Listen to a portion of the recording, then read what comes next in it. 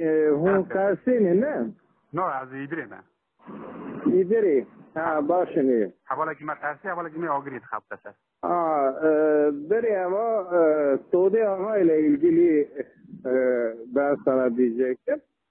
Şimdi bu Suudi Aga bu Rus yani Birinci Dünya Savaşı'ndan diyelim. 1915 mi? Evet. Bu benim rahmetli annemin dedesidir. Şimdi bu adam Kars'ın Kazman bölgesinde Redkalar var. 2 tane özellikle Suudi Aga'nın kaldığı köyleri Kers Ahtam. Babama söyleyeyim, bu adam o savaşta çok kötü yani bu Ermeni olaylarında yani bu Ermeni savaşında. Şimdi bu adam bakıyor ki olacak gibi değil.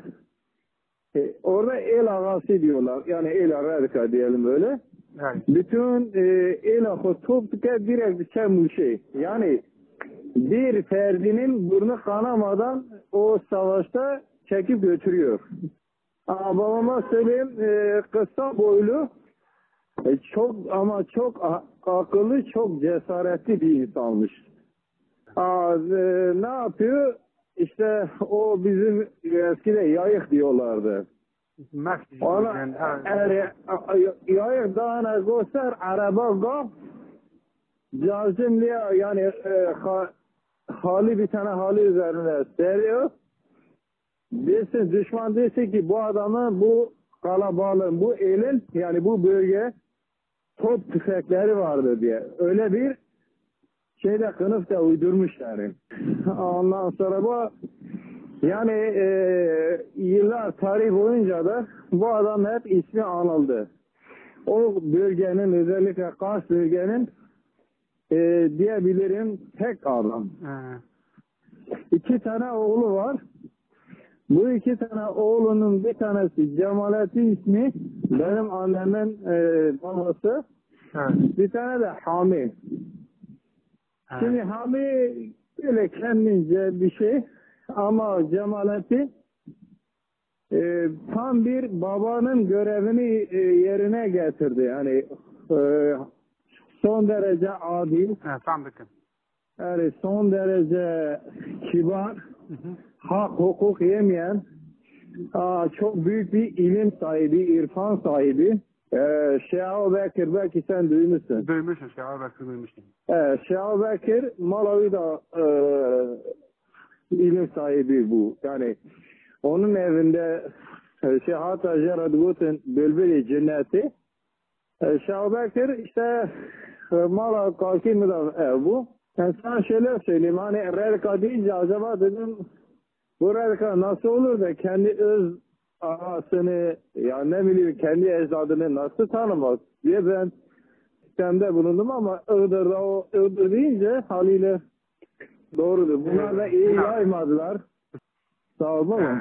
Biz bu şekilde şey yapıyoruz. Bir foto kendisi zaten çocuklar var ise biyografisini de hazırlayacağız. Mala Beyri işte Dugut'un. Mala Beyri onların şeysi de yani benim dedemin yani şöyle arkadaşı değil de yani yakın bir koruma, yakın bir şey. Anladım, yani bir yardımcı gibi düşünün. Babama söyleyeyim yani Suudi Aga bir derya, bir deniz, bir cesaret abidesi. Bizim eskiden ecdadlarımız hep öyleymiş zaten. Hayat boyunca, bak tarih boyunca, hayat boyunca bu adam asla ölmez yani. İşi evet ruhen, bedenen öldü ama yani hani diyor ya. İyi ölür sanı kalır, doğrudur. Evet. Hüseyin abi bir iki sorum olacak. Bizim büyükler biliyorsun biz Redkiler bizim ana vatanımız Errevan'dır, Eregez'dir.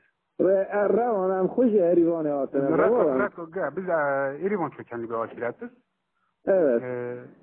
Kejon Gundiun hatına geldi ne zanın? Şimdi benim köküm İran'dan gelme. Malan Nesir hocam. Nasır oğulları. Evet.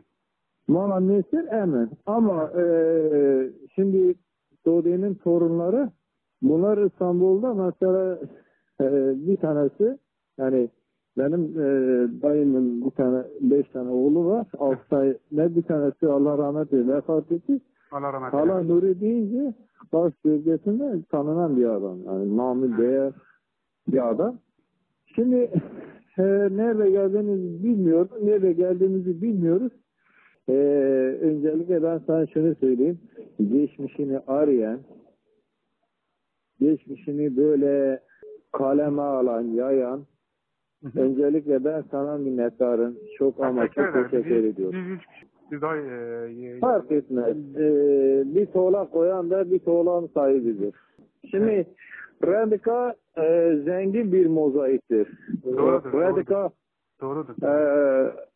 Radika'yı yaşatmak, Radika'nın adına bu tip, şimdi sen Radika nerede olsa iyi bir araştırsaydınız, mesela Kars bölgesine deseydin, Kars bölgesindeki Radika'nın lideri, aşiret reisi kimdi? Hemen direkt ben Todi Ağa diyecek. Belki evet, Akdami'ye bak, Akdami.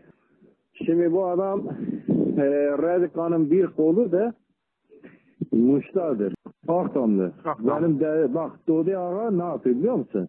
Şimdi bunlar Muş'a gidiyorlar. Muş'tan geri dönüyorlar. Tamam mı? Todi Ağa kendisi Kers'teydi. 2 tane oğlu vardı. Birini bir köyün başına koyacaktı. Cemalettin dedemi uygun görmüşler. Şimdi bu Cemalettin dedem bunu Cemalettin dedemi uygun görüyor. Ona veriyor.